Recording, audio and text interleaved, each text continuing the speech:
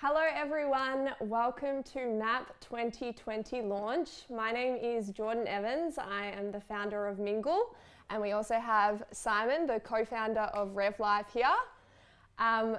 Tonight is a huge night, and we are assuming you are on the MAP launch website, which really is the gateway for everything this evening. So not only can you watch the presentations, but there are also a few other links. You can check out the information related to the founders. We also have a link to the Slack channel.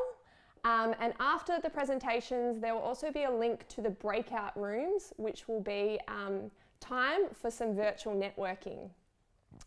I also want to introduce George, our DJ for this evening. Come through, George. Who also will be providing some great beats after our session of banter. Perfect. Awesome. So Simon, this is obviously a different situation. I know we're sitting on a couch. We're not at the Regent Theatre or any public arena. What's your take on tonight? Yeah, I mean, it's a completely unprecedented situation. This is like very different to the experience that we went through as founders. It will probably be very different to the experience that all the founders go through after this. And I think that was one of the interesting things was talking to the founders this week was, making sure and assuring them that the MAP community is still going to be there for them. Mm-hmm. And I think that that's really important that as a whole community, we keep in mind that these founders still need the same support that we were able to have and all the previous alumni were able to have. So please reach out to all the founders as you normally would. I mean, you can't go up and talk to them like you would in person after a regular pitch night, but there's so many other ways you can reach out. We've got the Slack channel tonight that we're going to be monitoring. Yes, yeah. So as I mentioned, on the MAP launch website, there is a link. And if you have multiple devices, we recommend that maybe you have, with your computer, you are watching the presentations, and then you might be slacking on your phone. And really that's for you guys to keep connected and mingling. We'll be in there. We'll be keeping an eye on it. We'll be looking for people to give shout outs to when there's some creative posts. Mm-hmm. So just tell me a little bit more about what your pitch night experience was like, because you went through the program in 2018 to a packed audience. What do you remember from that night? It was a very memorable night. I was pitching in 9th place. Wow. So I remember dress rehearsals and sitting there in absolute awe of my cohort, and every pitch was super slick, and pitch after pitch after pitch. For me, the doubt started to be real. Yeah. So for anyone in 9th or 10th place, I feel for you tonight. If I had my time again, I reckon 3rd or 4th would have been my sweet spot. Yeah, I think 3rd to 6th is good because that first pitch is so much pressure because you're opening it up. Everyone has really big expectations, and then like you said, I wouldn't want to be in 9th and 10th where you're kind of sitting around and you're just kind of waiting for it to happen. But it's been really interesting this week talking to a few of the founders from this year's cohort who have kind of been asking for some advice and some tips. Mm-hmm. I mean, we couldn't really relate to what they're going through. Have you spoken to anyone from the cohort this week, and did they ask any questions about kind of what to do during their pitch? Yeah, because the experience is different, I've really struggled to give feedback, but I think a big thing for tonight is embracing the community, embracing networks, and embracing that mingling. And I think whether it's virtual or like our pitches, physical, really tonight it's an opportunity to connect and leverage those connections. I mean, that's probably the biggest strength of the MAP program is the alumni community, and then also the people around it, the mentors, the people that help out. That's kind of really what makes the program what it is. So. Have you been giving any tips to the founders to kind of leverage that community, maybe not so much tonight, but when they're a little bit further into the program? Is that something that you've kind of been talking to them as like an EIR, as like a bit of advice? Yeah, I firstly think first impressions really do count, and you can't exchange a business card tonight, but I really suggest the founders follow up warmly with their warm leads or introductions. And just be curious. The thing is with entrepreneurs is we don't have all the answers. So go out and ask questions, with experts in their fields, and you'll be surprised how many people genuinely want to help. Yeah, absolutely. And I think from memory, that was the biggest thing that I found after the pitch on our launch night was just how many people came up to me and offered just incredible amounts of help and support and introductions to investors and introductions to potential customers. Like it really blew me away. And I think that first launch night is when you really feel like that you're actually a part of the community. And then you also realize you've got a lot of work to do in front of you for the program. Yeah. I've found it really rewarding being an Entrepreneurs in Residence this year. And you are also one, Simon, of giving back. And I think the alumni community is one of the biggest strengths of the MAP Accelerator Program. So not only is it important for the founders to mingle with the, I guess, extended community, but really, also engage with the alumni who have been there, done that, and continue to get advice from them. Yeah, definitely. And I mean, I think we say this every year, but it really is an incredible group of companies that have come through this year. I mean, we're only a couple of weeks into the program. I've been incredibly impressed with the things I've seen so far. There's just a really group of proactive, strong founders who I think above all else are going to be building their companies in one of the weirdest times that it's ever been to be a startup founder. I mean, it's really hard to do it normally, but like, how do you think this is going to affect these founders, getting them, if they can get through a pandemic, you think they can get through anything? Seriously. It involves, people being creative, people being resilient, and challenging the normal ways of doing business. So I know the MAP team have done an incredible job to ensure that there's structures in place and the support's there. And also tonight is a testament to that of, bringing this experience online. And I'm really excited for mingling later in the virtual breakout rooms. I think it's ready to rock and roll. So we're going to throw it to the Melbourne Uni cohort, and it's time for the presentations to start.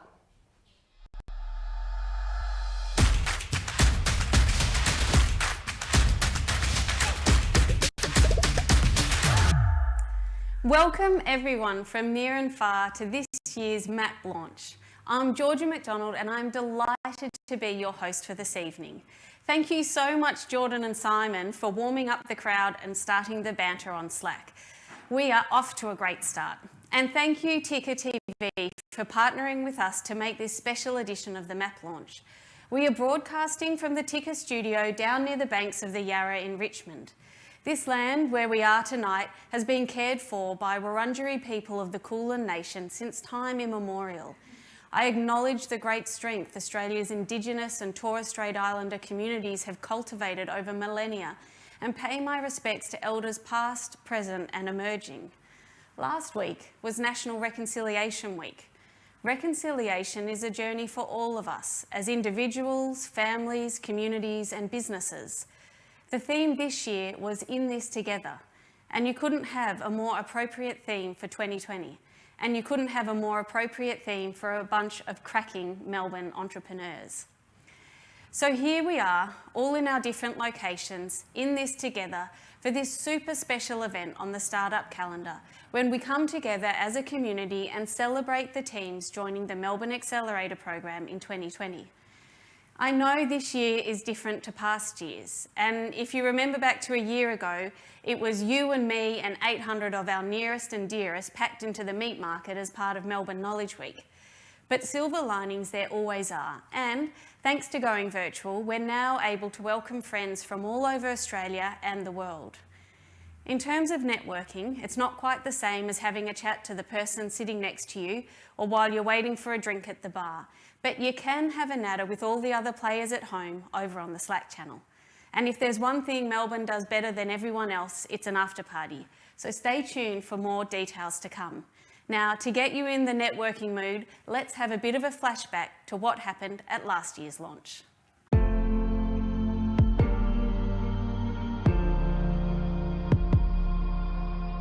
Tonight is launch night for the 2019 MAP cohort. So the 10 teams get to stand up on stage in front of about 700 people. I mean, it's a massive event, and I guess show their wares and connect to people who might be able to help them on their entrepreneurial journey.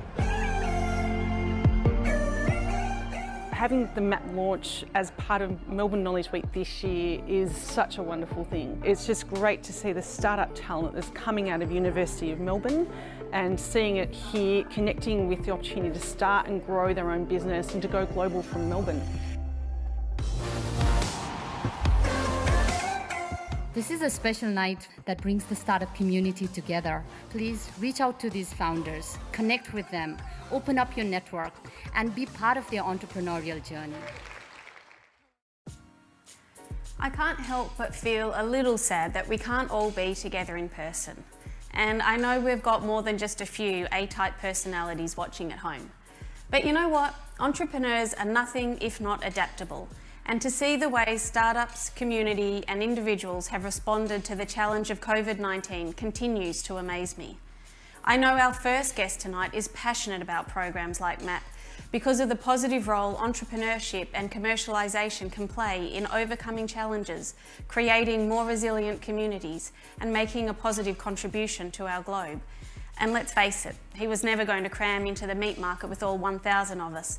So please join me in welcoming our first guest, a scientist, entrepreneur, co-founder of 4 biotech companies, and our Vice-Chancellor, Professor Duncan Maskell. Thank you, Georgia, and welcome everyone. Actually, we've just celebrated National Reconciliation Week at the university, as well as around the nation. So like Georgia, I would like to acknowledge the traditional owners and elders of the Wurundjeri and Boonwurrung, the Dja Dja Wurrung and Yorta Yorta peoples, who've cared for so many generations for the land on which the university stands. And I pay my respects to Indigenous people around Australia and those watching or participating in this important event online. I am not the first or the last, I suspect, to say that these are challenging times. But the challenge of the times really is bringing out so much creativity and innovation at our university and in the wider community, and that is inspiring to see. To have brought together this online event celebrating the passion and the ideas of 10 new startups who are joining the Melbourne Accelerator Program this year is yet another great example of that inspiring ability and readiness to adapt. So congratulations to the MAP team and everyone involved in our fantastic entrepreneurial community for making this launch happen online today. COVID-19 won't stop the music for the Melbourne Accelerator Program. That is really important because personally I strongly believe that fresh ideas, innovation and adaptability and supporting each other to do new things in new ways has just become more vital than ever. Finding new ways to do things is incredibly important for the world after all the damage that's been done by COVID-19. And it's timely, more than timely, absolutely crucial for universities and their friends and partners in the community to be taking a leadership role here. That concern for leadership in uncertain times is something my colleagues and all our students at the university care deeply about. That is why one of our recent initiatives, even amid the pandemic, was to launch a bold new strategy for the university looking ahead from 2020 to 2030. This strategy, called Advancing Melbourne, focuses us in a new way on the big themes of what a university and its partners can do in the world, through education, through discovery, through being connected strongly into its city and community, through being outward-looking and global, a university for the world. Great universities are all about knowledge, and knowledge is dynamic. By showing leadership in the way we protect and project knowledge, create knowledge, and use knowledge, we hope to make a difference in the world. And we are confident that we will in the decade to come. Along with the Wade Institute, along with Melbourne Connect, along with the Translating Research at Melbourne program, MAP is an absolutely prime example of that kind of leadership in action. I am really excited by all the new MAP startups that are being showcased today. I'm also really proud of the fact that this is the 9th cohort of the program and that MAP has supported over 150 startups since it kicked off in 2012. MAP and all its people, past and present, startup entrepreneurs, mentors and investors, supporters and interested onlookers, staff members and colleagues, all make a fantastic contribution. You are a key part of the innovation ecosystem in this city, this country, this community. Now more than ever, your work has a key place in the world, and it's very much appreciated by me. I hope everyone is inspired by the ideas and the people we will meet at this online 2020 launch of the Melbourne Accelerator Program. Thanks to everybody for joining in.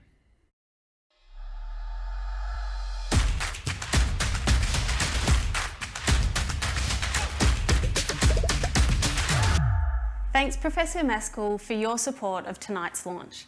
It is so inspiring to hear about the University of Melbourne's big themes and forward focus. We're so lucky to be a part of such a vibrant and dynamic knowledge network at the university. And for me, I'm really proud to work at the Wade Institute, which is one of the university's partners in entrepreneurship. Wade Institute, located at Ormond College and founded by Peter Wade, delivers immersive, practical entrepreneurship education through the University of Melbourne's one-year Master of Entrepreneurship. Our LaunchVic funded VC Catalyst program, which teaches investors the playbook for startup investing, and through Upschool, our Train the Trainer program for K-12 teachers, to help teachers teach our kids entrepreneurship while they're still at school. Now, earlier we saw a clip from the 2019 launch, and we're left with some wonderful words from MAP's Accelerator Manager, Laxmi Pan, about what tonight is all about. So I'm super excited now to welcome Laxmi to the studio to talk about the MAP experience. Laxmi, welcome. Thanks, Georgia. Now, for those people at home that maybe haven't been to a launch before, can you tell us a little bit about the MAP program? Sure. So the Melbourne Accelerator Program, which is funded by the University of Melbourne, was started in 2012. Each year, we take 10 startups, provide them $20,000 equity-free funding and access to many of Australia's brilliant minds. So that also helps them to really accelerate their businesses, and we provide other opportunities, and tonight's one of that. Support 20 to 25 early stage startups through our pre-accelerator program called the Velocity program as well. Wow, and so I know we've got a lot of our alumni watching at home tonight from both the Velocity program and the Accelerator program. Can you tell us how much has that community grown over the past few years? Sure, Georgia. We have an incredible alumni community going back to 2012.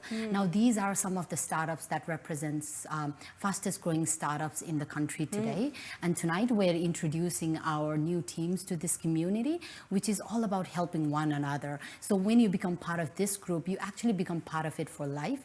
And at MAP, we have a culture called Pay It Forward. And this is when our alumni community actually come back and help support the programs as well. So in total, so far we have supported over 150 companies that have gone on to raise over $100 million in funding and have actually created over 1,500 jobs. And that's something that we're really proud of. Absolutely, that's amazing. And for the 10 teams coming in tonight, this COVID thing has really created a spanner in the works. Can you tell us what was different about the selection process this year and the program going forward? Yes, so we were about to go into the selection phase, which is a 4-stage process spanning over 20 days, and the COVID thing happened. At first, we were a bit nervous, but thanks to our mentors, alumni, and the teams, we were able to quickly transition that into online environment. So example would be during our pitch night, we had over 60 mentors who logged in for 3 hours going through the 30 pitches to help us with the 15 startups. Then during our final selection process, which is a day-long process, we had our judges that represent some of the leading investors and entrepreneurs and university representatives logging in for the entire day. We also had our alumni and entrepreneurs in residence helping us throughout the selection process. And I really want to take this opportunity to thank them. The support that we received has been incredible, and we've learned a lot through this process as well. They are an amazing community. When people think about accelerator programs, we often hear a lot about the cohort experience. Why is that so important, and how is MAP going to handle this in the virtual world? Yes, Georgia, I think one of the best things about being in any accelerator program is the peer-to-peer support and the learning environment. Now, in the physical environment, you'd be able to see the founders sitting side by side, sharing and collaborating. But the real question is about how do we bring that into virtual environment?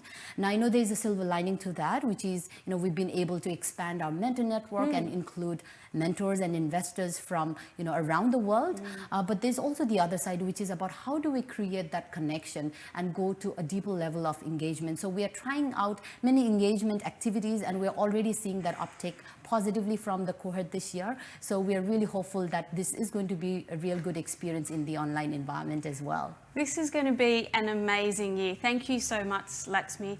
And I know for all of you watching at home, you'll want to just crack in and see some of these pictures. And so to introduce our first team tonight, I'm now going to hand over to MAP alumni Michelle Mannering. Over to you, Michelle. Hi everyone, I'm Mish, one of the co-founders of Rain Scooters. I went through MAP in 2016. It feels like a lifetime ago. And I remember exactly what it was like to pitch exactly where you are right now and be here with this amazing audience. They're all digital, but they're all still here. They're all watching. And I'm super, super excited, and congratulations so much for getting into MAP 2020. Woo! All right, now without further ado, we've got some amazing startups tonight. The first one that I have the privilege of introducing is an awesome company that takes all recycled materials like your plastic bottles and transforms them into clothing, specifically outdoor clothing. Now, as a hiker, I'm really excited about this. So, please welcome Rihanna from Team Timbuktu.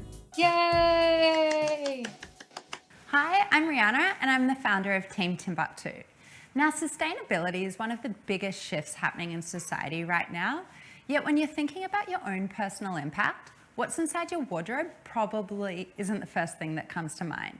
Yet when you learn that annually the fashion industry creates more CO2 emissions than all international flights and maritime shipping worldwide, and that the most commonly produced fabric is polyester, which is derived from oil, it becomes clear that we need to make a change. A couple of years ago, I was hiking in Patagonia, in one of the most beautiful places in the world. Yet it didn't make sense to me that the clothing I was wearing that was designed for the outdoors was made out of a fabric that had a direct negative impact on the outdoors. There wasn't a brand out there that was made for the everyday adventurer, that didn't compromise on style or sustainability and really inspired me to get outdoors. Because of my background in fashion design and production and pre-existing relationships with mills and manufacturers, I knew it was possible to create a fabric far more sustainably. Rather than using oil, we could recycle plastic bottles to create a premium high-performance fabric that used up to 70% less energy to create. Team Timbuktu launched from an overfunded crowdfunding campaign, and we've been growing steadily since. In under 2 years, we've hit 200,000 in revenue, and we're averaging 165% year-on-year growth. We've been featured. Team Timbuktu is a direct-to-consumer brand creating sustainable outdoors apparel from recycled plastic bottles. We're catering to the millennial female who loves to get outdoors and prefers to shop sustainably. We've been featured everywhere from Marie Claire to the Urban List, and we're also stocked on The Iconic after they approached us to stock on their site. But what I'm most excited about is our growing community of over 11,000 adventurous women who love to get outdoors and don't want or need Everest-like performance within their product. Recently, we've been working with our fabric mill in Taiwan. I'm so pleased to announce that we've doubled our recycled content inside our jackets. And in just a couple of days' time, we'll be launching our new raincoats with an outer shell made from 100% recycled fabric, equating to 50 bottles recycled per jacket that we've made. And since June 2018, we've recycled over 50,000 bottles, but by June 2024, we'll recycle over 1 million. So we've achieved steady growth, but we're coming to MAP to really accelerate it. We'll be focusing on our community and digital marketing, and I'd love any introductions to those with experience in these, e-commerce and retail. Thank you. Hello?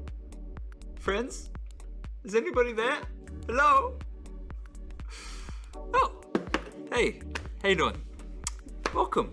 My name is Trent Clues-Di-Castella, and I'm the co-founder and CEO at Foria. Here you are in our office. It's a little bit of a lonely affair right now, but we're all doing our best to weather the storm together. What an amazing opportunity. MAP 2020 launch night. I'm really wishing everyone the best for their pitches. 7 years ago, I was sweating bullets getting ready for our first pitch. I'm sure you're all going to crush it. Let me introduce you to the next startup. We have Jock from Mobile, who's working to make farmers more profitable, productive, and environmentally sustainable. Please give it up for Jock! Hi, my name is Jock Lawrence, CEO of Mobile, where we are simplifying farm management. Mobile's vision is to help farmers around the globe become more profitable, productive, and environmentally sustainable by accessing real-time data to improve daily decision-making. That's me there, that's my dad, and that's our dog Roger. And it was here on the family farm where the idea behind Mobile was born. Now, farmers are still relying on pen and paper, a problem that creates a lack of actionable data to make effective decisions for them and their employees. This results in a lot of wasted time, poor resource allocation, and a decrease in profits. At Mobile, we're enabling better decisions with our record-keeping software. Now the farmer can not only record data, but they can go on and connect that data to the people that need it. They can go on again and analyse that data to make those better decisions, thus increasing profits, productivity and sustainability. And we already have a product out there benefiting farmers today. Jan last year, we released an early adopter product to the market. And since then, we have seen amazing organic growth. This has been happening with a really low churn rate, which tells us that farmers love Mobble, just like Hayley and Jim. Jim here is talking to Mobble's simplicity and our laser focus on user experience for farm record keeping.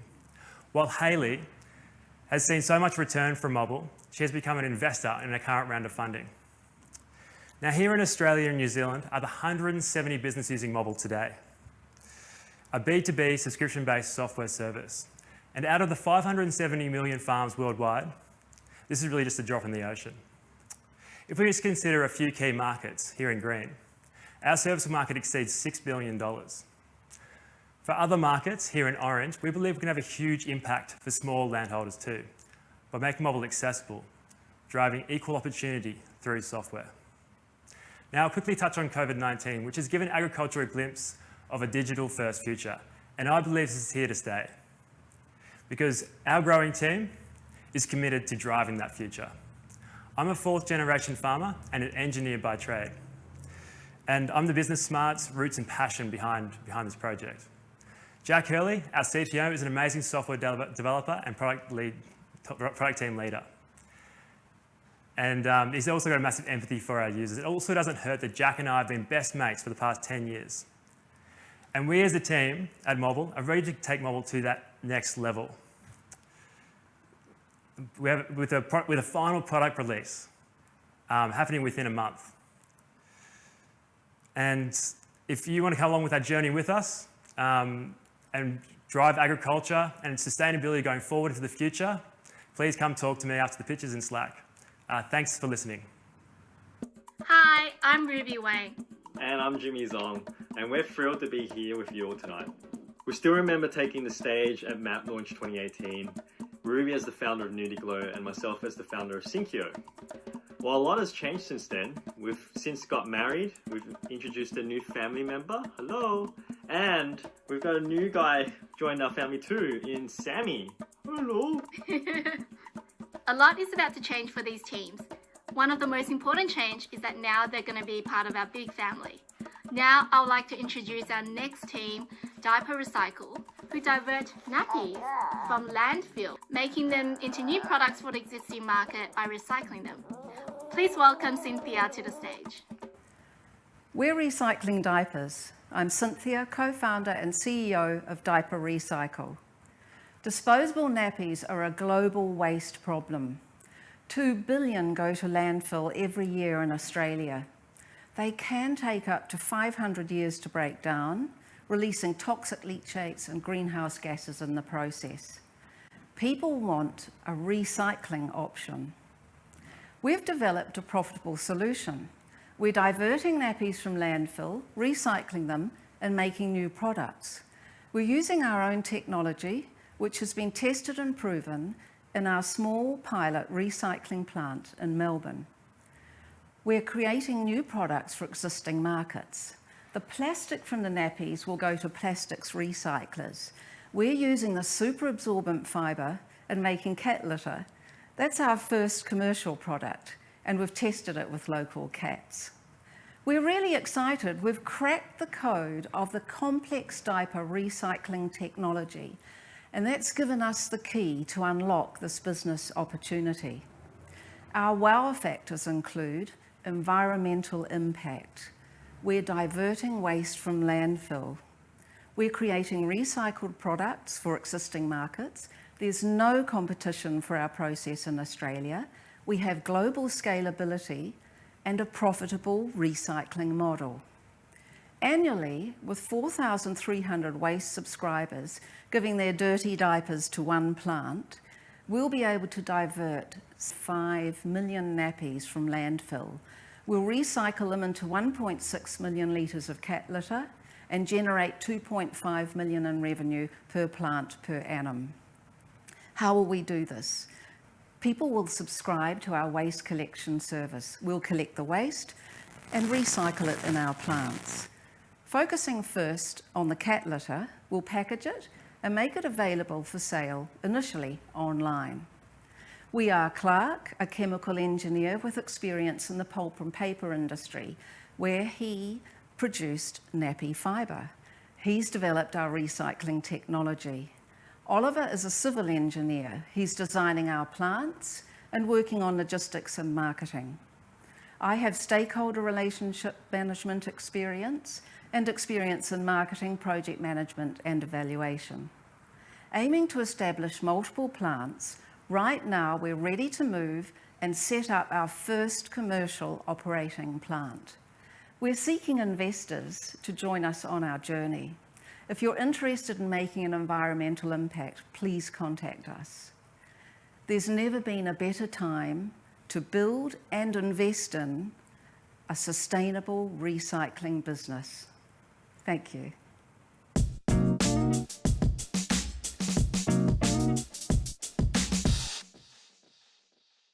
Well, what a brilliant start to the evening this has been. We've heard incredible pictures from Rihanna, Jock and Cynthia, and it was wonderful to have some of our alumni join us as well. So now let's cross live to our green room with Jordan and Simon giving us the pulse on what's happening right now in those Slack channels. So I have the famous JK on the couch now. JK, do you want to explain what your role is with the MAP community? Sure. I'm the Chief Entrepreneur in Residence for the Melbourne Accelerator Program. I've been around the program since it started as a mentor, advisor to a number of the teams, and then a few years ago moved my personal business into the office where I manage the group of EIRs. We've got 10 this year. Of course, you know that, being one of them yourself, as with Simon, and helping them integrate with our startups and help them become successful. Awesome. And Simon and I mentioned obviously a few times how this cohort is, a different dynamic. The program is virtual. How have the businesses been affected, I guess, throughout the coronavirus? It's certainly not the end of it. For the current businesses in the cohort and I guess the alumni businesses. What's your take on that? Yeah, it's interesting. Obviously, the pandemic in Australia started right around the time of application. So all of the applicants got moved online almost immediately. It actually turned out to be a really smooth process, much more smoother than we expected. So from that aspect, I think not that affected. Now, obviously at this point where the cohort's just started, not being in the office, it's really, there is a big gap there in terms of just the hustle and bustle and being able to walk over and ask the 5-minute question. We make up for that online. And so far the online events have been going great.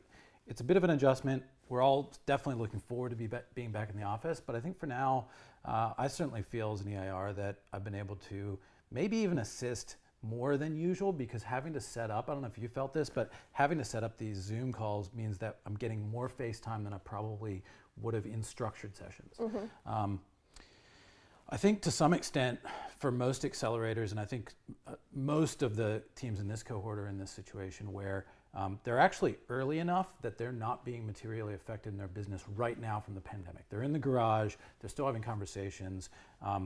One interesting side effect, almost every founder I've spoken to has said this has been the easiest time in their career to get meetings because of the Zoom call pandemic, if you will. And then we certainly have had teams, especially in our alumni community, who have been affected. That number so far has been less than I expected, and the number of startups who I had unexpected lifts, you're one of them with Mingle Seasoning. I mean, you've seen lifts in sales that were to some extent really unexpected. So it's an interesting and strange time, but people are getting through it, and I look forward to seeing where they go. Awesome. Well, I think I only have time for two questions. Sure. Did you want to say anything else to the community before we hop back to the presentations? Well, I just want to say to everyone out there, I have spoken to some founders who are not members of accelerators, who are having a tough time because they feel isolated, because they're just really at home by themselves. They don't have a community to plug into. MAP is one of those communities where we want to have people plug in where they can. We've got limited opportunities for that, but there are some excellent Slack communities in Victoria, the Launch Vic Slack, the Startup Vic Slack, and a number of other online communities. If you're having trouble finding a community, now is a great time to go online and find like-minded people, and you're not alone. Well said, JK. And on that note, I just wanted to mention that there is a link to the founder QA rooms. So after the presentations finish, be sure to hop onto that link and meet the founders that you've seen present tonight. We're heading back.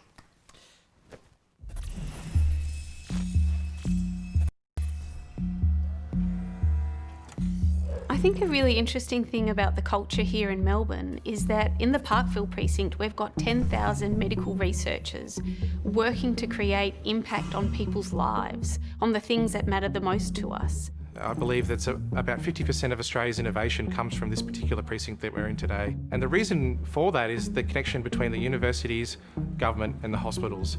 You could describe Melbourne as a supercluster of innovation districts. We're positioning City North as a wellbeing innovation supercluster because we can draw on the sports tech coming from the south and the biomed coming from the northwest. And biomed, as we all know, is one of the top 10 of its type in the world. Over recent years, the biotech pharma industry has increasingly moved out of research and so is increasingly interested in academic research, taking advantage of what happens within the universities. Part of the challenge we've got is how do we take that phenomenal research and turn it into economic impact? That's where the startup sector has a role to play.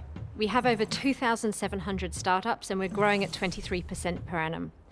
Our strongest strengths are in health sciences and health tech, including medtech, biotech, pharma and sports tech. And they're not only creating companies with massive economic impact, but they're creating companies that can help shape our communities. Australia as a country is actually going through quite a dramatic economic change. We've had almost 30 years of economic growth, but our major exports are still things we dig out of the ground, whether they're agricultural or whether they're mineral. And many of the large employment sectors historically are no longer going to be major employers in the future. So our economy is going through a major transition. And overseas experience tells us that a lot of that transition, to be successful, will need entrepreneurs creating great new industries and great new companies. So these brilliant minds who might have, traditionally just been in academia, there's pressure for them to really sort of step up and speak out and be showcasing the work that they're doing, but also to show that it's having an impact longer term. There is pressure to do that now. The University of Melbourne recognises that it has a strong role to play in innovation. We've developed the biomedical precinct and we're now developing Melbourne Connect. Melbourne Connect is a city block, a whole precinct dedicated to putting together great minds, people across industry, the university, the startup community, and indeed the public through Science Gallery in one precinct, all focused on innovation. I am so happy now to have sitting opposite me my friend and colleague, Colin McLeod, who's the Executive Director for the Melbourne Entrepreneurial Centre. Colin, welcome. Well, Georgia, it's great to see you. After all the years we've spent working desk side by side, to not see you in person for a number of months is really unusual. So lovely to see you, and particularly here at the launch of MAP 2020. It's super cool. And so, Colin, tell us a little bit, what is the Melbourne Entrepreneurial Centre? The Melbourne Entrepreneurial Centre encompasses a few different activities. I think the ones that people would know most about are MAP, of course. The Translating Research at Melbourne, which is really aimed at educating our research community around entrepreneurship, and of course the relationship with the team under you at the Wade Institute of Entrepreneurship. The university also does a whole range of other activities around entrepreneurship which we get involved in. So there's student competitions, there's educations, there's hackathons, a whole range of activities like that. And we're also involved in some of the university's entrepreneurship partnerships. So the university has partnerships with RMIT, the City of Melbourne and Launch Vic, and we have a role to play in all of those. So really all things entrepreneurial. Yeah, we get to stick our nose in a lot of good places. That's fantastic. And so tell me, what's tonight all about? Why have a MAP launch? It is a bit unusual having a launch, but there's two reasons why we have a launch. The first one is, as people see the teams tonight, I'm sure a lot of the people watching will think, I reckon I could help those people. I could be an investor, a customer, an advisor, a mentor, a friend. And all those things are important roles in an entrepreneurial community. And as people watch tonight, they'll see opportunities to, I guess, show their interest and show their connectivity to those teams. The second thing is we also know that there are lots of aspiring founders who watch the MAP launch. And we think it's terrific for them to be able to see where the teams are today and then they'll see them in 5 months' time at demo day. And hopefully at demo day we can actually have that after party that you and Jordan have been talking about. But it also gives those aspiring entrepreneurs an opportunity to see what the MAP journey's like, and hopefully it might inspire a few of them to think, well, maybe that's a journey I'd like to take. Yeah, absolutely. And so can you tell us about this amazing support network that MAP has around it?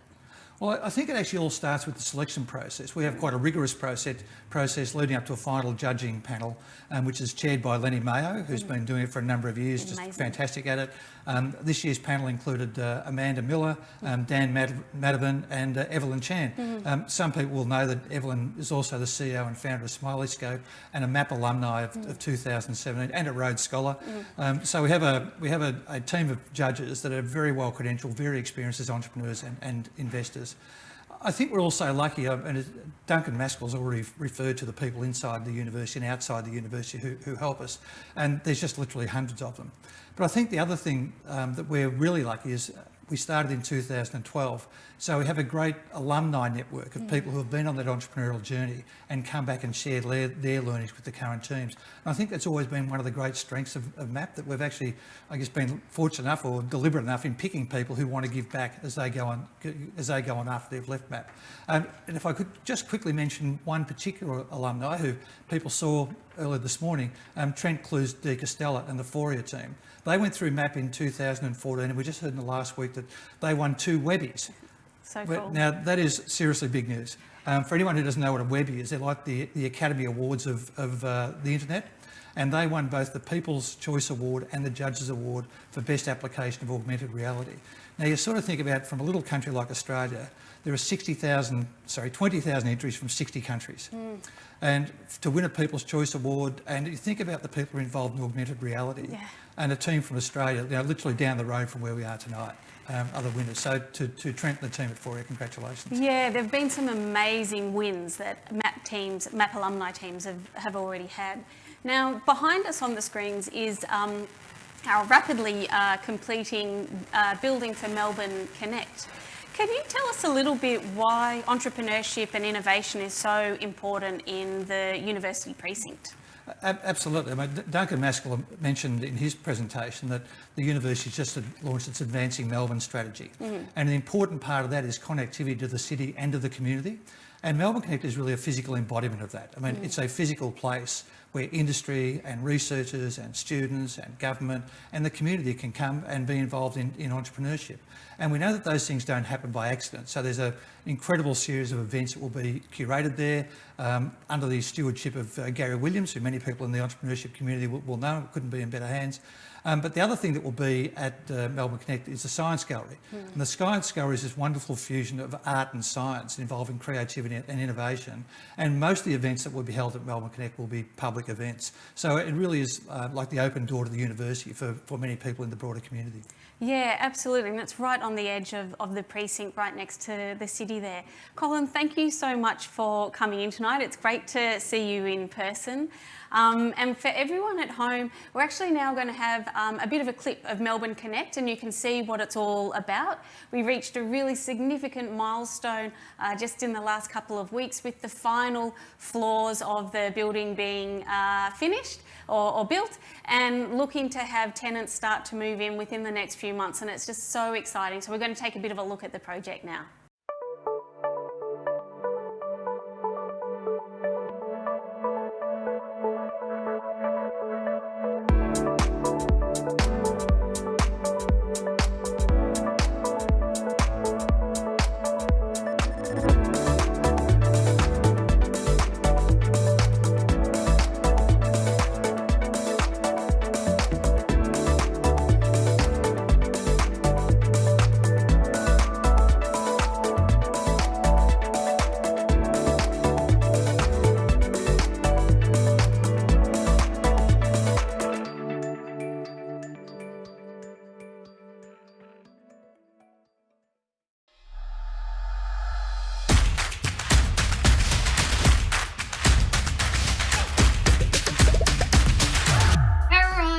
For the co-founders of Rain Scooters. Now, without further ado, the next startup we have to introduce puts 2 of my favourite things together. One is robotics, with a lot of my experience doing AI startups, and RC cars and stuff. And the other one is one of my favourite things, the ocean, marine life, and the big blue. Now picture those two things together, and please welcome Adam from Insight Infrastructure Solutions. Yay! Hi, my name is Adam, the CEO and the co-founder of Insight Infrastructure Solutions. In August 2019, the Central Pier in Melbourne was suddenly shut down. All the people and businesses were evacuated. This caused $5 million to lose in revenue and 1,300 people unemployed. And this is all because of one problem, pier degradation, caused by corrosion, marine growth, and cracks on the structure. This problem does not just impact piers, but also on the vessels. Vessels that are suffering from marine growth can increase the annual fuel consumption by 10 to 15%. For the Spirit of Tasmania, this additional carbon output is equivalent to 4,000 flights from Melbourne to Sydney. Currently, most of these problems are fixed by divers who need to spend hours and hours in the water, bringing risk to their health and lives. However, inside Infrastructure Solution, we have a solution that we don't send a single diver, but we inspect and clean in a much faster and cheaper manner. Our self-developed unmanned robotic system is using the most advanced in-water cleaning technology to remove the hardest marine growth without damaging the target surface. What also makes us stand out is that we can 3D visualize the underwater object for the better investigation. In Australia, the annual market value for inspection and in-water cleaning is about $730 million. By doing more frequent in-water cleaning, this can offset up to 250 kilotons of carbon dioxide per year. Our team are experts in machine learning design and engineering design, and we are guided by 2 top university professors. So far, we've successfully raised 500,000 seed funding. And we've done 1 commercial inspection project at Station Pier with ACOM Port team to ensure the safety of the structure. And we've got 2 more projects booked in the coming months and 7 proposals awaiting for approvals. So what's next? We're finishing our in-water cleaning trial. We aim to have our service rollout in Victoria by end of July. We aim to raise $1 million funding for our robotic upgrade and also service rollout. At Insight Infrastructure Solution, we have an ambition to change the marine asset and vessel industry. Whether you are interested in investing in us, you have marine asset for inspection, or you have boats for cleaning, please reach out to us and let's have a chat. Thank you. Hi everyone, it's Ivan here from Brossa, part of the MAP 2014 cohort, and it's incredible to see how far the program's grown since then. Tonight is such a special night for the founders. The hard work is only just beginning, but the memories from tonight and the months to come will last a lifetime, and so too will the friendships and the connections. This year we opened up Brossa's flagship showroom here in Fitzroy, Melbourne, and funnily enough, we're just across the road from our friends Trent and the guys from Foria, who are also part of our MAP batch. For all of you MAP founders, always know that there's a second home for you here in Fitzroy, where most of us alumni are floating around. It's now my pleasure to introduce our next team who will be presenting Strongroom. Strongroom offers a secure digital gateway to quickly and safely access specialized treatment plans for patients. Please join me in welcoming Max, who will be presenting on Strongroom. Hey everyone, my name is Max. I'm the CEO and co-founder of Strongroom, and we use AI to optimize medical workflow with the aim of reducing adverse drug events. So today, I'd like to introduce you to someone we all know, Sue the pharmacist. What you might not know about Sue is that she has a massive paperwork problem. Each week, Sue works at 3 different pharmacies, and she serves 150 different patients who are on complex drug treatments. Any mistake can prove fatal, and so she needs to make sure that all the data is recorded correctly. At the moment, Sue needs to identify each patient, usually against an old photo. She then needs to fill out 3 different forms before she can finally dispense the medication. At the end of each month, Sue needs to calculate against all the different interactions she's had with patients so that her pharmacy can claim money for the services she provides. As you can imagine, this system is complicated and gives Sue a massive headache.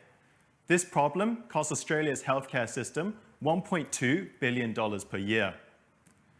Using StrongRoom software, we save Sue a lot of time. She can now use our AI facial recognition feature to quickly and instantly identify all of her consenting patients, and she needs to fill out prescription details only once, with our system doing the rest. We save Sue an hour each day from paperwork so that she can now spend more time with her patients, thereby improving quality of care for her community. Now, pharmacies aren't the only ones facing this problem. Clinics, aged care homes, and hospitals are too, and we've counted over 1 million facilities worldwide, making the market size at $100 billion. Now, our business model is subscription-based licensing with price differentiation based upon facility and treatment. StrongRoom is also quickly overtaking our competitors technologically. We have secured a worldwide exclusive licensing agreement with the world's most powerful facial recognition engine, and we have an integrated platform with both drug management and compliance management modules that makes our solution both scalable and easy to use. Now, since launching May of last year, we have got over 50 facilities on board, and our annual recurring revenue is over $200,000, and we're currently growing at 150% per quarter. I'm lucky enough to have founded this company with two friends, Chris and Kieran, and we were soon joined by Dr. Saudi Viral, who has over 15 years of experience in AI technology. If you're a pharmacist, healthcare practitioner or investor, or just someone interested in having a chat, feel free to get in touch. And thanks so much for listening. Hello again. I thought I'd share this cheeky little memento from you. I actually took it from the photo wall when we finally moved out of 333 Exhibition Street. And it says, and I quote, "If they let me into MAP, then anyone can do it." Now, ain't that the truth? Now, for the next startup, they are filling a current void in the rehab process, providing clothing to the injured and post-surgery patients. Having broken a few bones in my time, that would have been handy. Now, please give it up for Penny Webber from Recoverwear. Imagine it's a cold, dark, damp evening in June 2009. Your mother and you are walking along the walking path when a car leaves the road, mounts the embankment, and collides with both of you at 60 kilometres per hour. This is my life-changing moment and the moment that Recoverwear began. My name is Penny Weber, founder and first user of Recoverwear. After recovering from surgery, we were transferred to a rehabilitation centre. Broken from the neck to the ankle on the left-hand side, I was left with a significant problem. How could I get from my hospital room to the rehab centre at the end of the hallway by the end of the week with only a hospital gown slung across my right-hand side? A night of brainstorming, we came up with the first concepts. This might seem quite unusual, however, I am not alone in this particular situation. 2.2 million Australians go through elective surgery every single year, primarily in hip, knee and shoulder reconstructions, and they too suffer problems with dressing.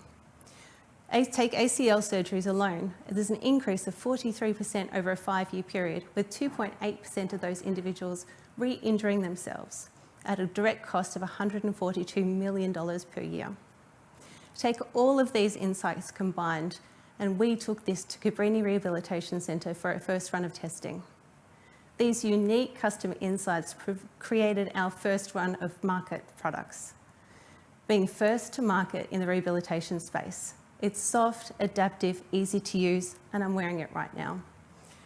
Recoverwear was finalist in the Victorian Premier's Design Award in both product design and fashion design in 2019. Recoverwear is great for nurses with their patients and with carers with their clients, improving dignity, health, and choice for everyone.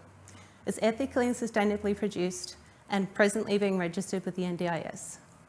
The team behind our product is a great group of experts with experience in healthcare, not-for-profits, government, marketing, and research. At this point in time, there is never a greater need to reduce re-injury and readmission in hospitals. Help us reduce pain and suffering in others. We ask you, if you know of someone who has some experience that we can help, is a patient, clinician, employee, please reach out. Thank you. Hello, Phoebe Gardner here from Beyond Ag. We transform food waste into protein and fertiliser with insects. And this time last year, we were preparing to step onto the MAP stage. It's such a special moment for founders to share and celebrate their ambition and be embraced by the MAP community. It's now my pleasure to introduce your next MAP 20 team. Please welcome the co-founder of Scribe, Francesco. Hi, my name is Frankie, the founder of Scribe, a scalable knowledge base for teams. Think of all your company's documents, the questions answered over emails, the issues resolved in Slack, and all the information in your coworkers' heads. All of this together makes up your company's knowledge base. This is probably your company's most undervalued asset. The problem is that most of this information isn't captured in one central spot, and so isn't easy to find for most employees. For the information that is captured, you then quickly find it becomes out of date and out of sync, since knowledge bases require a lot of maintenance. For example, updating content or reorganizing documents, which most teams just don't do. Imagine if Google required you to navigate through folders in order to find a website. Imagine if they didn't penalize content that was out of date or incomplete. This is the reality when using existing knowledge-based products. You create a document, put it in the folder you think it should live in, and that's it. It just sits there. From here on out, the responsibility for keeping that content alive and up to date is entirely on you. Scribe takes a different approach. There are no more folders. Instead, you can treat Scribe like your company's internal Google. We still have documents, but they are made up of composable pieces of information. Every piece of information has an owner you can ask questions of if something isn't clear. With the click of a button, you can mark related pieces of content as outdated, and their owners are immediately notified. All of this is just the tip of the iceberg. This is a massive opportunity. The team collaboration market is a rapidly growing one, currently valued at $10.5 billion US. Scribe is initially focusing on the knowledge management segment of this market. We have our eye on the 17 million software developers and their product teams, many of which are under or unserved by existing products on the market. Our goal is to provide these and all teams with a long-term memory. No more stale, forgotten knowledge tucked away in a folder somewhere. Scribe makes it easy to keep your knowledge alive, connected, and easy to find.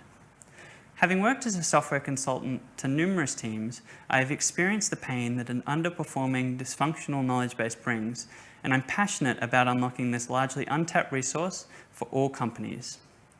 On that note, I'm excited to announce that Scribe has just gone into beta. We had over 150 people on our waitlist and are working closely with several pilot teams, including the engineering team at Byte, a rapidly growing company in the teledentistry space that has just expanded to Australia. If you're a product or project manager that is struggling to keep your team in the know, or a software developer who has felt the pain of writing documentation only to have no one read it, please give Scribe a try. It's free whilst in beta. Again, my name is Frankie, and I hope you'll join me in bringing out a knowledge base's true potential with Scribe. Thank you. Such a fascinating problem you're tackling, Frankie, and well done to all of the teams. I can't hear your applause at home, but no doubt you're clapping and cheering. And please do keep engaging in the chatter via Slack. And make sure to stick around for the after party so you can meet the founders face to face.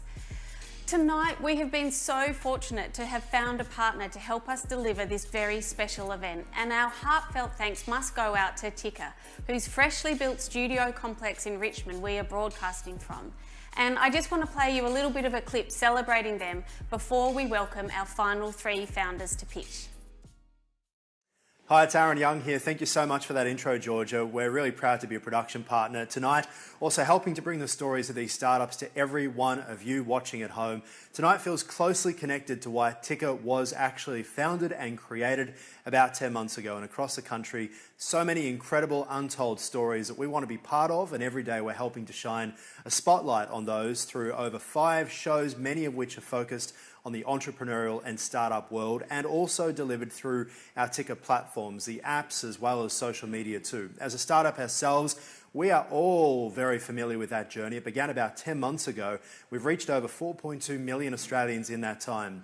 Since then, we had to move out of our old co-working space and our old studios, grown into where we are right now, a team of 10, interviewed thousands and thousands of guests, probably about 7,000 or so at our last count, including over 20 who've come to us from MAP. And also, after seeing tonight's pictures, I'm sure we'll see many of these teams in our studios once again. Come one, come all. We love talking to people here. So thanks so much for the opportunity tonight, MAP and the University of Melbourne. And for those of you at home, I really hope you're enjoying this program and consider becoming part of our ticker community moving forward. Who knows, maybe we'll even see one of these shows on one of our networks sometime soon. Have a great night and thank you so much again.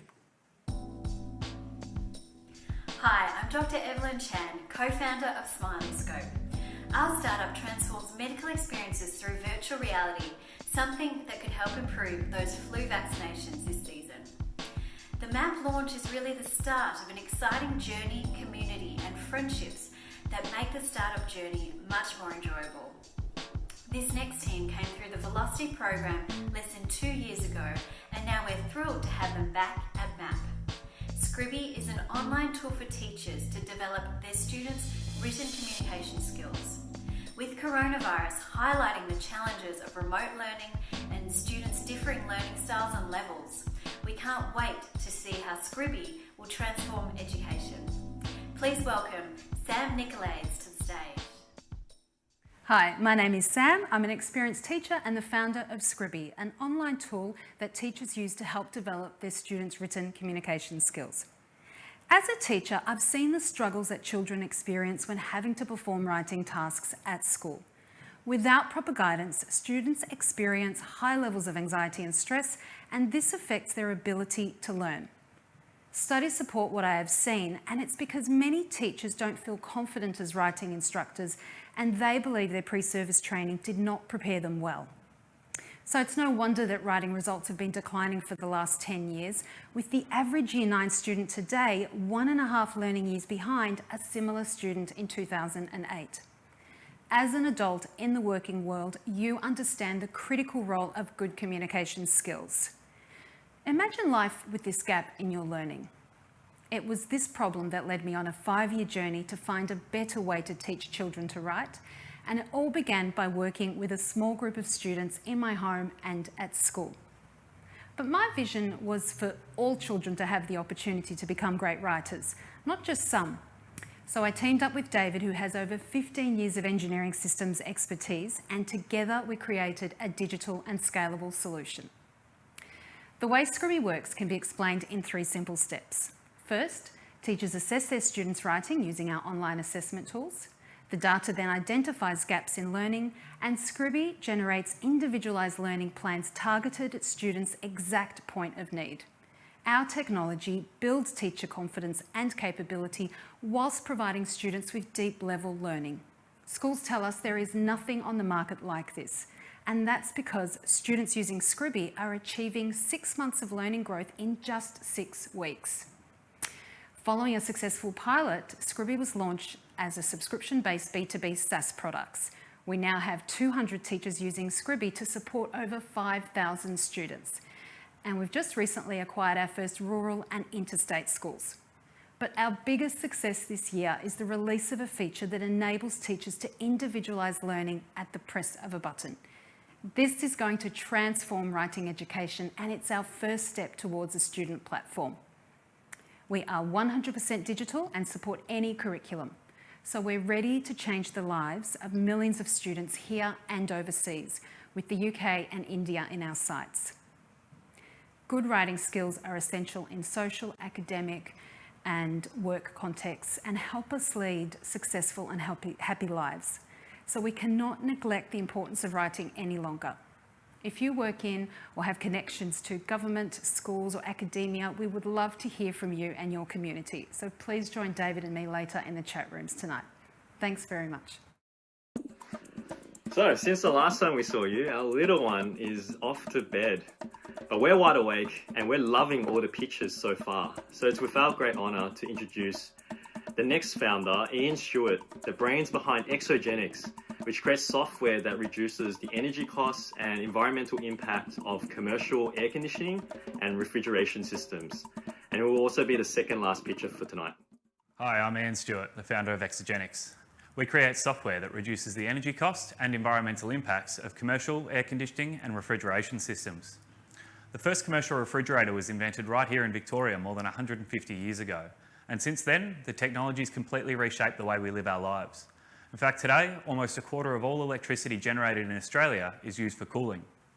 While working as an energy engineer, I witnessed massive improvements in equipment efficiency. However, the software that controls that equipment has failed to keep up. This leads to higher costs and higher emissions. To address this need, we've developed an award-winning optimization platform that can be integrated into any commercial building. We start with initial data collection from the existing building management system. Using this data, we build a model of all of the equipment that's responsible for delivering cooling. That model, along with an optimization algorithm, are used to determine a new, more efficient control strategy, which is then loaded onto a building controller and installed on site. After 12 months, the energy savings are measured and verified to an international standard. Typically, this results in energy and peak demand savings of between 10 and 20% with no sacrifice to occupant comfort. For a 20-storey office building in Melbourne CBD, this would mean an average cost saving of $30,000 a year.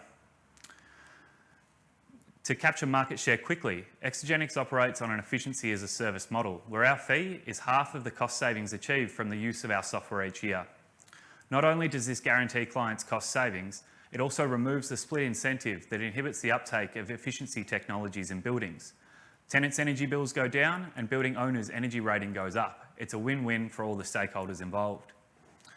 In Australia, we estimate the total available market to be worth $500 million annually, but we plan to deploy this software globally, where the market value is currently $25 billion and growing.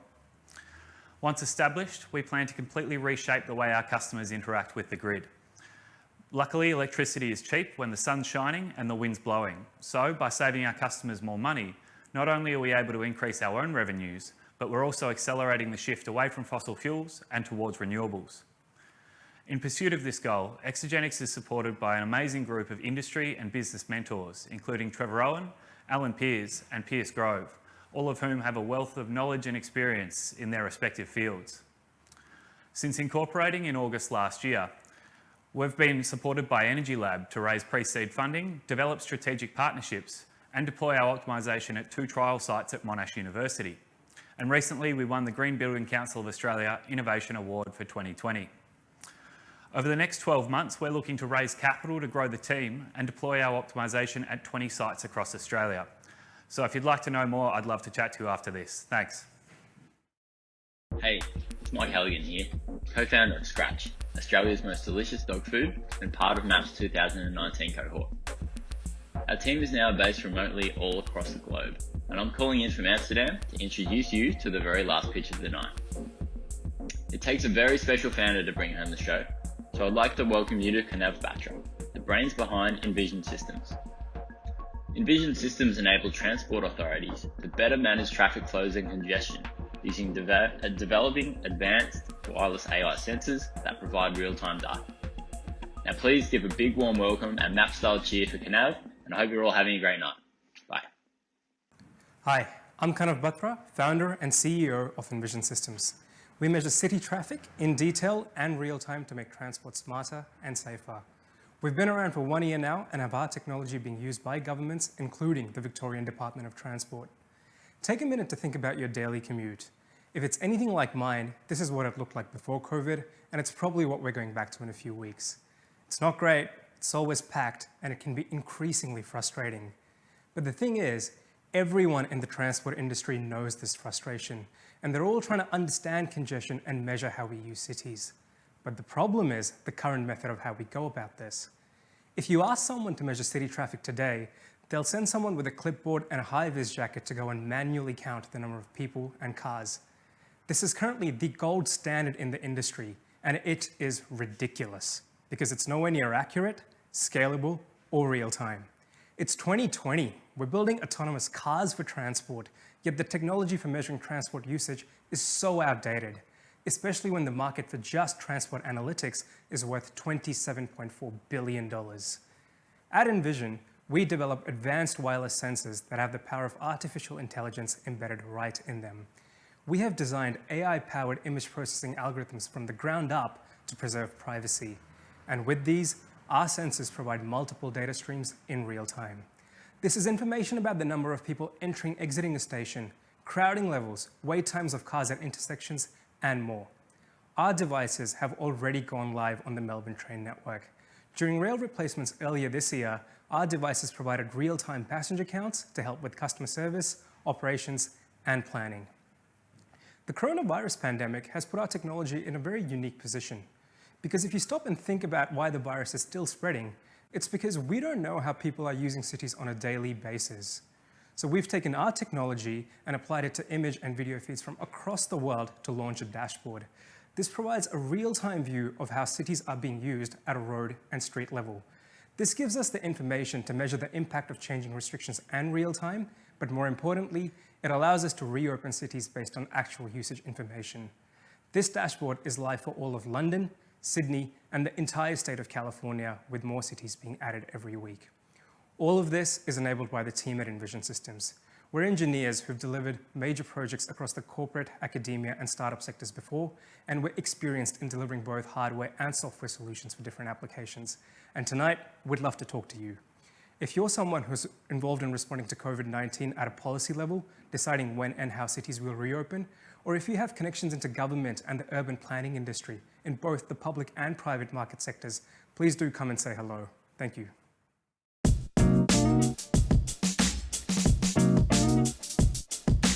Wow, what an incredible night this has been. The first map launch to ever be delivered entirely online, and I think you'll agree it's been a huge success. We've seen 10 brilliant pictures from a super talented cohort of founders. I'm so looking forward to seeing their progress over the next few months on their journey with MAP.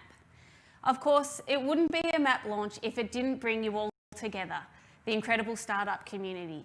Yet again, you've all made this such a special event. Thank you. I think tonight has been a great reminder that whilst at times during isolations, things have been just more than a little disconnected, and at times we've felt apart, but we are certainly not divided, but rather you're all in this together. This night always holds such a special place on Melbourne's startup calendar, but tonight I also love the chance for us to broaden the circle beyond the city limits. And to everyone who tuned in from all over the country and many pockets across the globe, thank you. We hope this is only just the beginning and are so glad you are here with us. Now, at the top of the show, I mentioned that Melbourne does an after party better than anywhere else. So as I prepare to pass it over to the youngsters and bring the dynamic duo of Simon and Jordan back to the show, I have a few quick thank yous to those who've helped make tonight a reality. Firstly, to Tika, for having us tonight. I certainly enjoyed sitting in the host seat and hope you enjoyed it at home. A huge thank you to the University of Melbourne and especially the Vice-Chancellor, Professor Maskell, for joining us. Your constant commitment to supporting entrepreneurship and programs like MAP, WADE and TRAM is helping provide multiple pathways for the entrepreneurs of tomorrow. And then finally to the founders. You are always the highlight of the show. We are all here to see you shine, and tonight you did just that. This is your night and you should be very proud. So now is your chance to meet these teams and get face to face with the founders. So it is with great pleasure that I pass you over to the Master of Mingle, Jordan Evans, to share what's going to happen next. Thank you everyone for tuning in tonight, and Jordan, take it away. So guys, that wraps up the pitches for this evening. Simon, what was your take on the pitches? 10 amazing pitches. I mean, I know we say it every year, but the bar is just so high at this stage, and they really delivered. There's a lot of adversity at the moment. It's just a completely, like we said, it's just a completely crazy situation. I think that the pitches were really clear. We learned so much about all of the founders, and the Slack channel has been basically blowing up all night with positive feedback. It certainly has been hot. So we want you to continue to engage in the Slack channel. And as I mentioned earlier, if you haven't found the link for the founder Q&As, we're going to move into the next part of this evening, which is really for you guys to network and, I've mentioned this word a few times, mingle with the founders. Is there anything else that we need to say? I think just as we iterated before, like just go out of your way to follow up with these founders. Doesn't necessarily have to be tonight, but maybe follow with them on LinkedIn or reach out via email. If there's anything that you think you can do to help, they'll greatly appreciate it, and we'll put pressure on them to make sure that they're following up and doing everything they can. Awesome. So I'm going to hand it over to Mr. Timothy, who's done an amazing job setting up this evening. Thanks so much, Jordan. I'm just going to sound check myself and turn myself down there. But that's okay. I think that's good, and I'll just jump into frame here. Yeah. Thanks for everything that you've done, folks. This is 2 events in a row now. You did the demo day last year in 2019, so we hope you can come back. The audience loves you, and so do we. So really appreciate it. So great job, folks. I'll let you leave now if you like. Cool. Awesome. Grab your mics and stick around. Maybe you can join the Zoom rooms or whatever you want. But great job, and thanks so much. And I'm going to interview George, the founder of Coursefest, behind us. Let's take this, Simon. Great. Hey mates, let me sound check you real quick. Hello. Yeah. Okay. Let me check over here how that's working. Is this coming through? Yes, we're coming through. That's terrific. Excellent. Great job. Thanks, George. All right. Well, look, I'm going to jump in here and do a quick interview with you, mate. So, this is a different guise that we're seeing in you tonight. People might remember you from stages, but it's normally a stage with 2,000 people in at the beginning of February each year. Do you want to tell us a little bit about how PauseFest is going in these times and what's next for that big event? Thank you very much. PauseFest is currently paused, like a lot of businesses. We are working through what's happening, but there are some ideas in the background, and we are going to announce it in a few weeks. So hold still. I still don't want to sort of let anything out of the bag yet, but let's say we're planning some, Well, I'm still ABCD. getting the regular updates by email, and it looks like there's heaps going on, and there's certainly a back catalogue of material from this year and previous years anyway that's out there on YouTube and all the rest of it for people. Well, we're currently in sort of expressions of interest for speakers for next year. We will be putting out the keynotes. Yep. We are sort of partnering with some media. They wanted to sort of promote that too. So there will be a lot of content coming out for sure. But in terms of the event and what other products that might come out, that's going to come out in a few weeks. All right, very, very good. Well, what about the guys and the character that you're in tonight? I can see the glasses. It's a different demeanor, but people might not know that this is also a very serious skill of yours. Tell us a little bit about your DJ experience, your party experience. How come you've got such beautiful equipment here, and what you're going to be delivering for us tonight? Well, this is how I started. I was probably about 14, and I started going out into clubs back in Serbia. That's what you could do, and starting hanging out with people who love music. And I discovered myself with a lot of electronic music. Awesome. Of course, there was a rock and all the sort of alternative, but electronic was interesting because the parties were the thing. I've played a lot of parties, organized quite a few of them back in the day when Prodigy came to Serbia first time. I was sort of helping selling tickets. And, that was, I don't know, thousands and thousands of people, and whilst no one else could actually come into the country, they were one of the first bands in early 90s. I guess a lot of my skills in promotion, mixing things together, I guess, more in terms of a content and marketing and design, stems from the clubbing. Basically, I've gone into design right after all that and finished design degree. But I guess what's happening at Pause, it's basically a few skills put together with a slightly different purpose. Fantastic. Well, that is a great introduction. Now, why don't you tell us a little bit about what you're going to play tonight while I jump over there and do some sound checks. And once you've given us a bit of a taster, hit play. I'll check the levels and we'll give you the thumbs up and we'll be ready to go. All right, cool. Well, I'm thinking this mix is going to be called Funding Nemo. And if Nemo gets funded tonight, it's going to be great. But it's stuff that I love playing. Haven't had much chance lately. Last time I might have been on Ibiza playing it with some friends.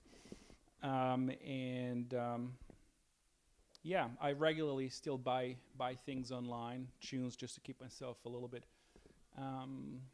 excited about music. And of course, I listen to Spotify, and I create every year for POSFest selection of 8 to 12 hours of songs. So we could. Ladies and gentlemen. Ladies and gentlemen. Ladies and gentlemen. Ladies and gentlemen. Ladies and gentlemen. Ladies and gentlemen. Ladies and gentlemen. Can I please have your attention? Right now, showtime. Are you ready? Are you ready for start time? Let's find out. Ready, set, go.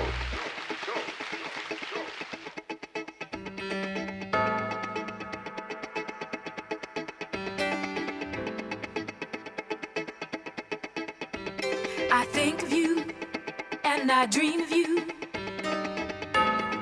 What am I gonna do?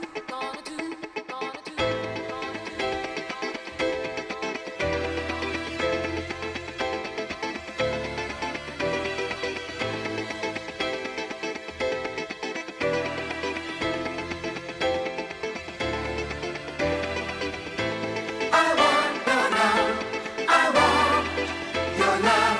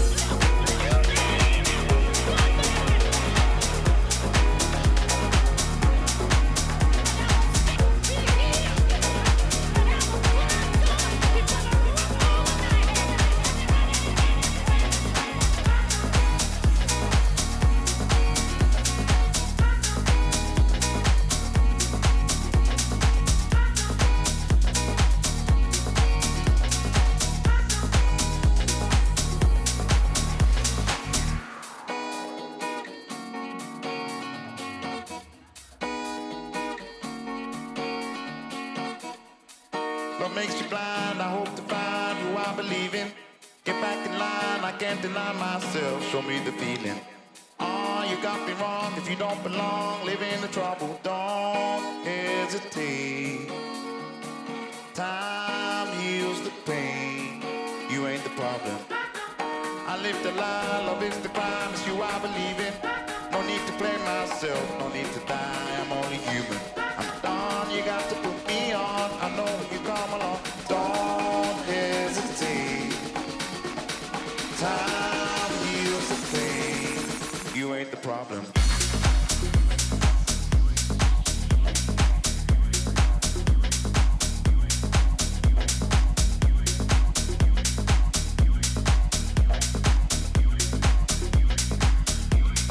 You ain't the problem.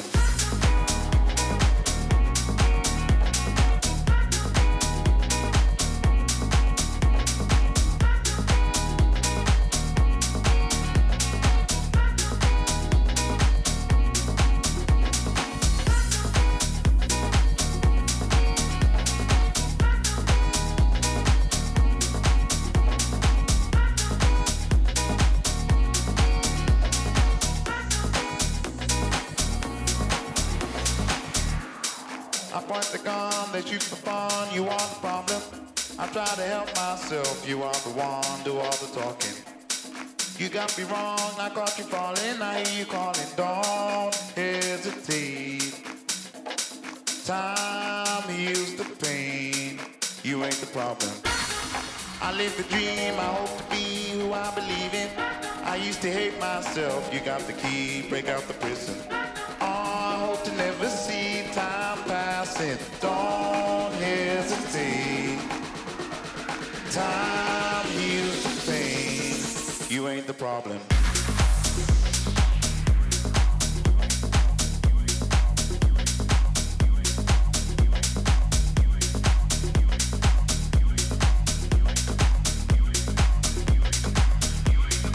You ain't the problem.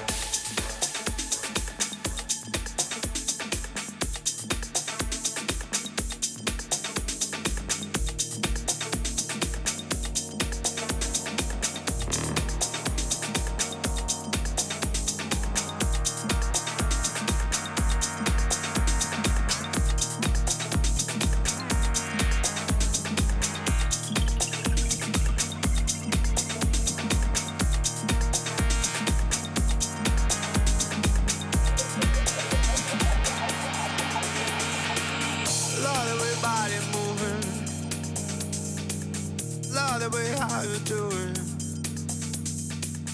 Love how you close your eyes.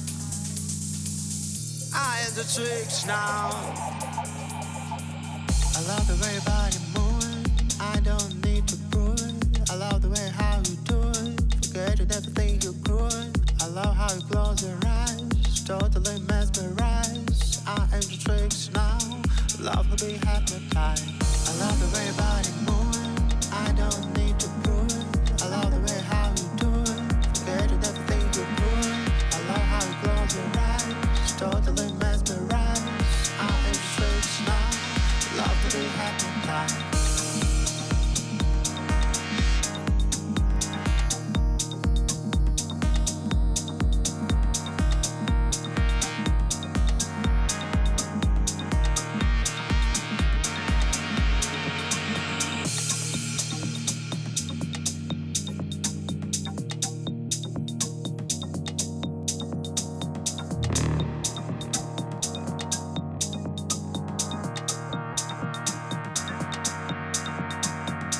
Love the way your body moving. Love the way how you do it. Love how you close your eyes. tricks now.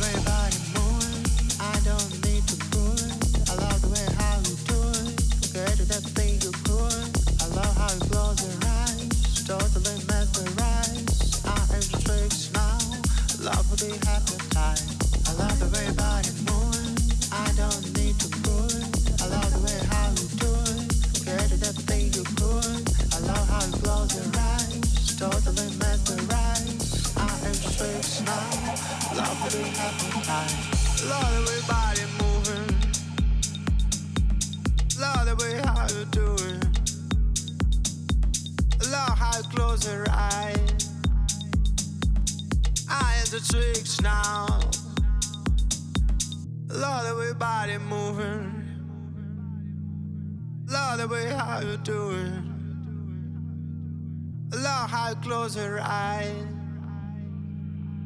I am the tricks now. Love the way body moving. Love the way how you do it. Love how you close her eyes. I am the tricks now.